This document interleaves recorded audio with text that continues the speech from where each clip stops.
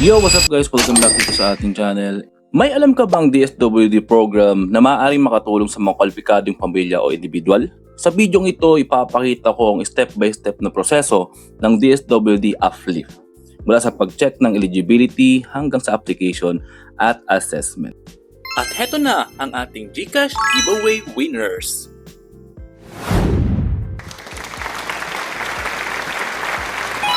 Ganito lang kadali sumali sa ating GCash giveaway. I-like, mag-subscribe at mag-comment lang kung bakit ikaw ang dapat manalo ng ating GCash giveaway.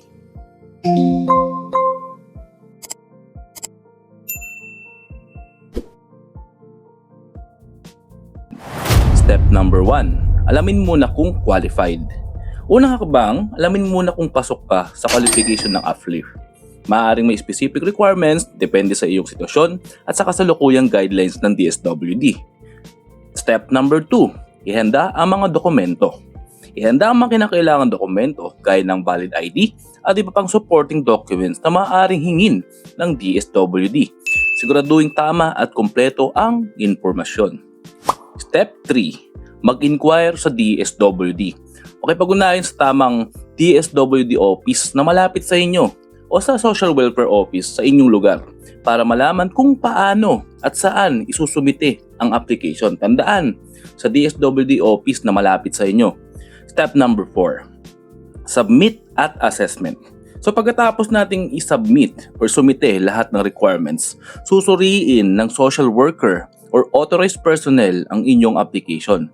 Maaaring magkaroon ng interview or assessment depende sa inyong kaso. Step number 5. Wait for the result. Pagkatapos ng assessment, hintayin ang resulta at instruction mula sa DSWD.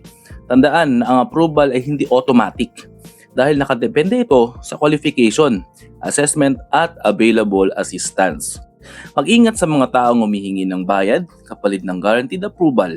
I-check palagi ang official DSWD information at huwag ibigay ang inyong password, OTP o iba pang sensitibong impormasyon. Kung nakatulong sa inyong video ito, please like, share, and subscribe hanggang sa muli. Paalam!